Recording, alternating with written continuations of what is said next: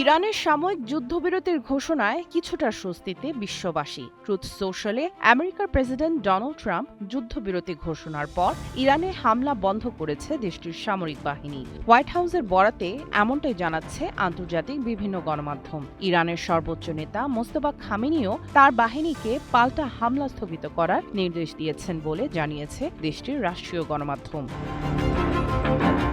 পাশাপাশি এর আওতায় বৈশ্বিক জ্বালানি তেল পরিবহনের অন্যতম গুরুত্বপূর্ণ জলপথ হরমুজ প্রণালীও খুলে দিতে রাজি হয়েছে ইরান।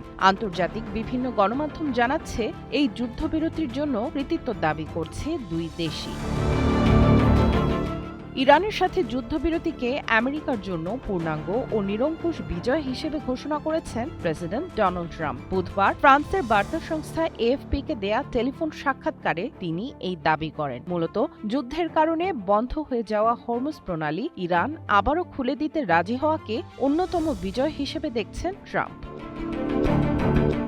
পাশাপাশি অপারেশন এপিক ফিউরির মাধ্যমে ইরানের নৌবাহিনীর প্রায় ৯২% সক্ষমতা ধ্বংস করা এবং তাদের ক্ষেপণাস্ত্র উৎপাদন ক্ষমতা উল্লেখযোগ্যভাবে কমিয়ে দেওয়ার দাবিও ট্রাম্পের জয় দাবির অন্যতম কারণ। ইরানের সমৃদ্ধ ইউরেনিয়াম নিয়ে পশ্চিমা দেশগুলোর মধ্যে উদ্বেগ থাকলেও চুক্তির মাধ্যমে বিষয়টি সুরাহা করা হবে বলে জানান ট্রাম্প।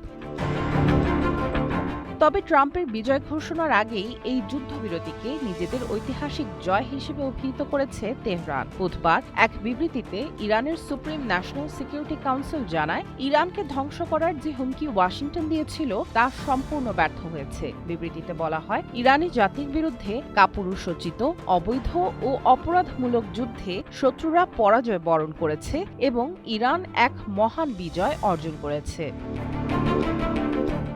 আমেরিকা ও ইসরায়েলের সমন্বিত হামলার মুখে টিকে থাকাকেই বড় জয় হিসেবে দেখছে ইরানের শাসক গোষ্ঠী।